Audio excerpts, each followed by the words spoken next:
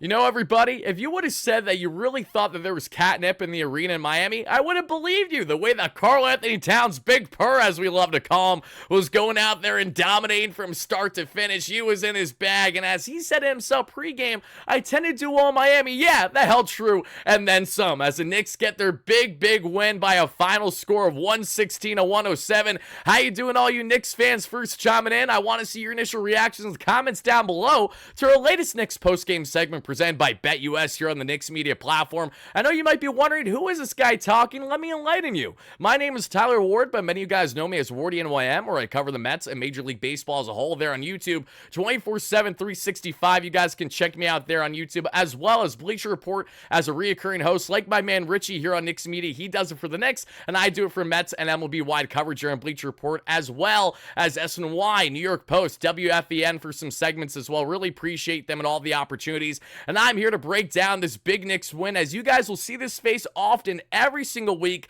on average every other game, if not more so, depending on our respective schedules. Myself and Richie Malora, who is the host here at Knicks Media, will be collaborating throughout the entire season, heading into postseason play for the Knicks, to give you consistent and concise post-game coverage each and every game for you amazing Knicks fans out there. So before we break down to a T how great of a win this was for the Knicks, one truly felt like a game, in my opinion, that the Knicks had in the bag from the start. Even when down 7 the way that they were, there wasn't a point in this ball game where I felt the Knicks weren't going to go out and win it in the end, and they did exactly that. So before we deep dive the numbers, my key takeaways as a fan, I want to see your initial key takeaways down below. What was the reaction to not only Karl-Anthony Towns' far and away best game yet as a New York Knick, but ultimately probably one of the best, if not the best, win for the Knicks so far this season? It's certainly up there with just a couple that they have to this point, but we're not complaining. They took care of business in Miami, so let's break it down with our amazing sponsor at BetUS, because I really hope you guys hammer the Knicks pregame the way that I did there on the money line by signing up to betus.com.pa today and using our promo code YouTube150. That way you too get a 150% bonus on your first deposit, $125 on your second and your third, up to $2,000 for all your sports betting needs. Because as you guys can see right here, right now, we hammered the Knicks pregame at $60 at the money line at -120. That one is 50, so 110 total. Love that turnout, never complaining there, and congratulations to all my respective sports bettors here at BetUS. Sign up today for all your sports betting needs and check it out, because we're going to have picks for you each and every pregame and in-game segment that we end up doing here on the Knicks media platform. But to deep dive more about this, Knicks fans, let's get into this one, because I have so many takeaways from this game, but I'm going to start with the obvious here. So let's get into the key numbers with the man that dominated from start to finish, and then we'll talk a bit more about the entire course of the game from the first half to the second half, the key takeaways outside of one. And yes, you guys know it, you've heard it plenty, so let's break down here what we got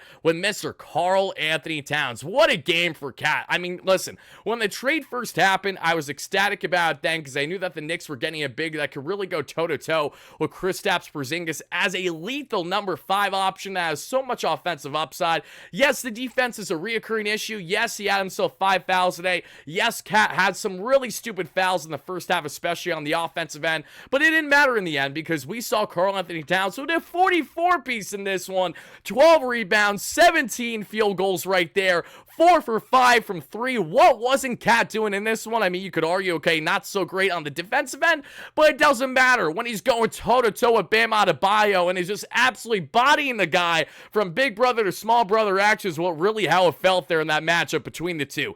Cat was dominating. He was feeling himself from start to finish in this basketball game. If it wasn't for Cat, the Knicks are nowhere near winning this one. But thanks to Cat, and something that we've seen a trend with this Knicks team a lot here throughout the course of the start of the 2024-2025 season, is that we've really seen a nice balance of everyone getting the ball and everyone getting at least 10 or more points. I mean, listen, OG Anunoby with an 11-point game, Josh Hart with 10 points, Karl-Anthony Towns with 44, Mikal Bridges with 17 when he did not look good at all in the first half there. He was around 1 for 7 from 3. That changed a lot in the second half that we'll break down in a second. Jalen Brunson with 22 points, but nothing to show for it at all. Pretty much up until halfway through the third, heading into the fourth quarter is when he really started turning on. Jericho Sims with 2 points, that's fine. And Miles McBride, Deuce, I got a lot to say about Deuce, and I know my man Richie, who covers the Knicks on the platform here as well, loves Deuce McBride, and I don't know if it's because this is kind of the next man up, if you will, from the Emmanuel Quickley days to now it being Deuce McBride as a lethal guy that can come off the bench,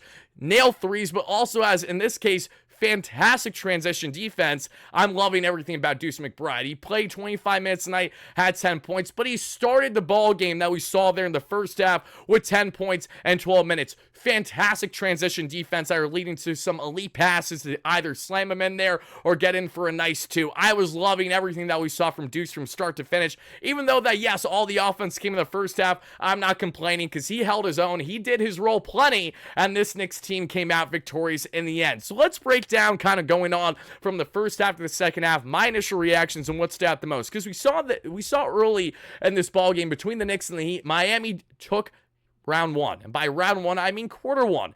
32-26 that we saw there in the first. Knicks again a little flat-footed, but that's okay. It's going to happen. And the second, leading up to the half, both teams apiece had 26 points, so you got to give the Knicks credit. They were consistent. 26 in the first, 26 in the second, and we had ourselves still down there heading into the half, but you're not overly worried. We're right within reaching this. We're just a couple shots out of this ballgame. Again, at worst, Miami was up 7 or so in this matchup, and then we get to the third, and the third is where amazing things happen. But before we got to the third, let's highlight what was going right and wrong here in the first half. We saw Karl-Anthony Towns with at least a pair of offensive fouls there that we saw, but he was dominating for the most part otherwise, especially one-on-one with Bam. Bridges was 1 for 7 from 3 in the first half there, 2 for 9 from the field, so not a lot to love on the shooting end. And in a very Bridges fashion, he had a broken shot in the first and a far from a broken shot in the second half. And that's okay, because as long as you're stepping up in the second half, when the Knicks need you to most in crunch time, that is always going to be the most important thing. You know, Brunson was held a little scoring that we saw there in the first half,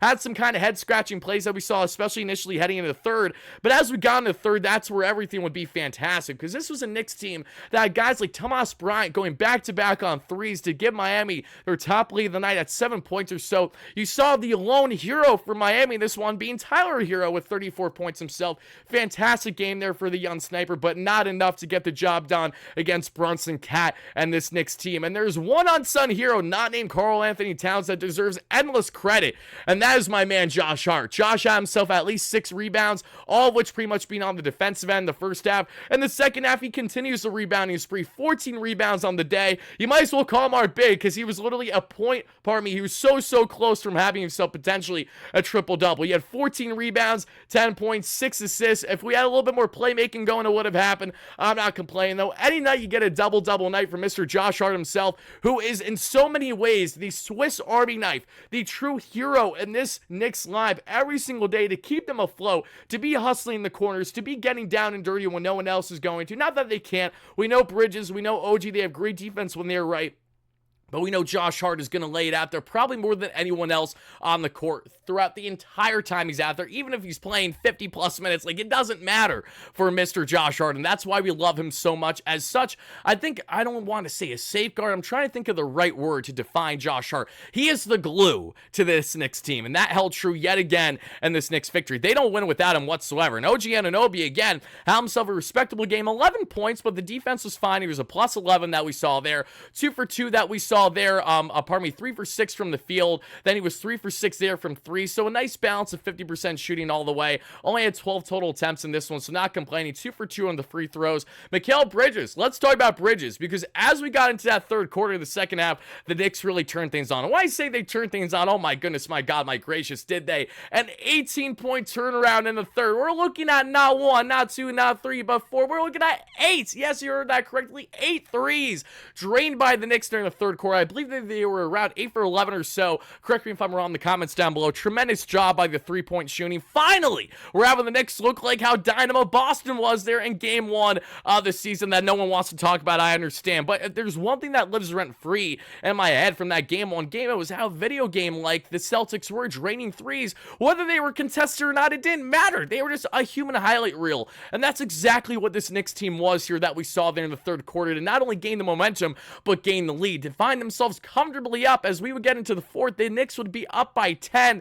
and they would really never look back. We would see Miami nip at the heels there and try to get something going with all their key players, whether that's going to be Jimmy Butler, Nikola Jovic, who honestly really had me fuming that we saw there initially in the third before things started to turn around big time.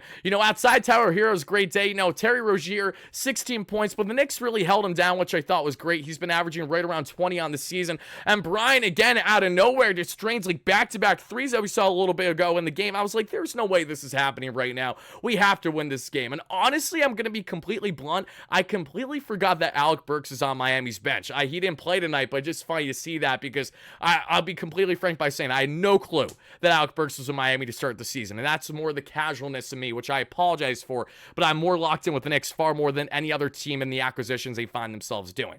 But in the case of the Knicks and what stood out so much about this one for me, let's take a look at the head-to-head matchup in these stats because a lot stands out here. One, it's from the field. The Knicks were the far more superior team. They were 40 for 82, roughly 50%, 48.8 to be exact, whereas Miami's 37 for 48, 45.7%.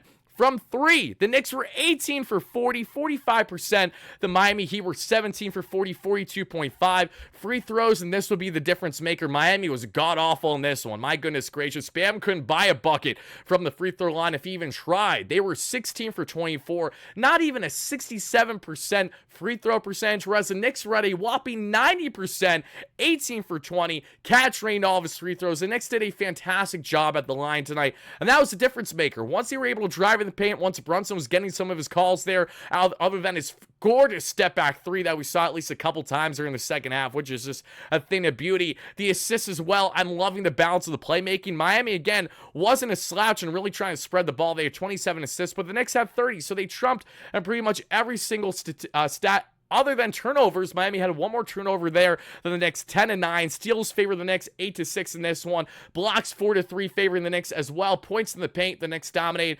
42-38. It was close, but still in their favor. And fouls, personal, there were one more foul there to Miami than the Knicks, 17-16 apiece. And Jalen Brunson was one of those guys where when you saw the acquisition of Karl-Anthony Towns, a lot of Knicks fans wondered, how would this offense be driven with Brunson leading the way? Is he really going to be as heavy with the shooting as we've typically seen, or are we really going to see more of a balance, more of that playmaker based on a game-by-game basis on the field of what you're getting? And that's what we got here, was the latter for Brunson in this matchup against Miami, because Karl-Anthony Towns, as I mentioned, was in his bag from the start. This was his game to lose for the Knicks. There was no one that was going to dominate more from the start to finish than Cat. So to see Brunson, again, be more the facilitator, if you will, that we have seen time and time again, especially in the early goings between themselves and Cat, is great. That rapport is working well. That connection's working great. Yes, the defense will continue to be suspect with Cat. It's going to get exposed, and that's something that we're going to have to deal with throughout the course of the 82-game season. But that's something that I don't think any Knicks fan should be complaining about when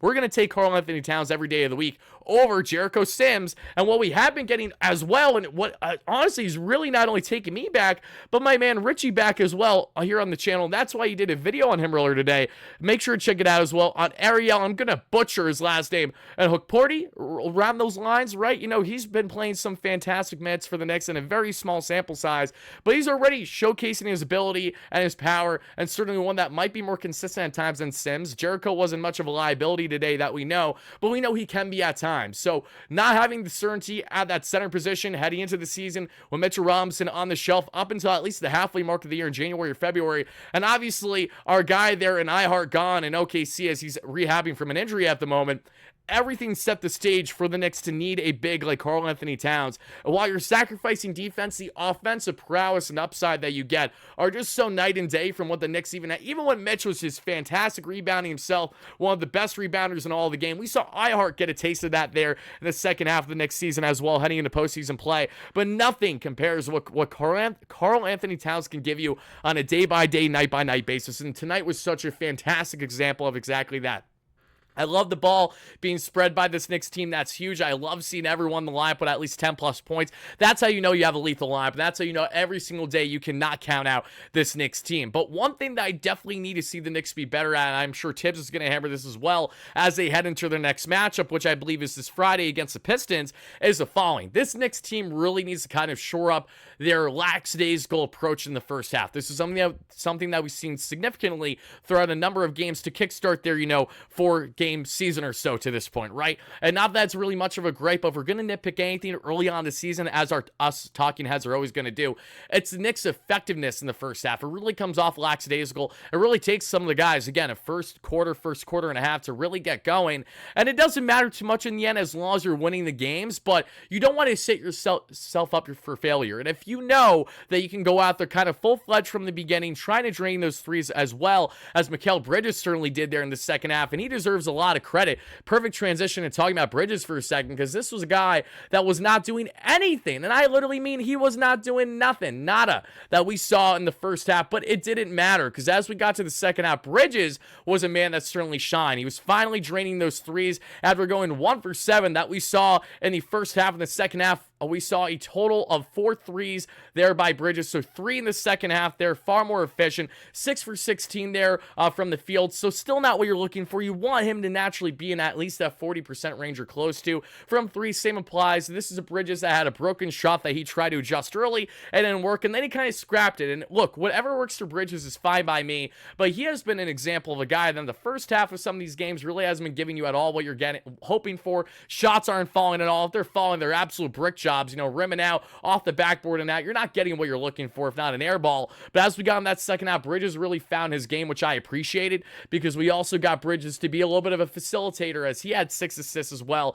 alongside Josh Hart. On the rebounding there, was dominated by Cat, dominated by Hart. There's really no one else to talk about. This was just a nice, fairly balanced win for this Knicks team that didn't need to tap in the bench of Pacom Dadier, Ariel, who we just mentioned, Tyler Kolek, who I really like a lot. He's going to have a great future with the Knicks should he get more playing time this season.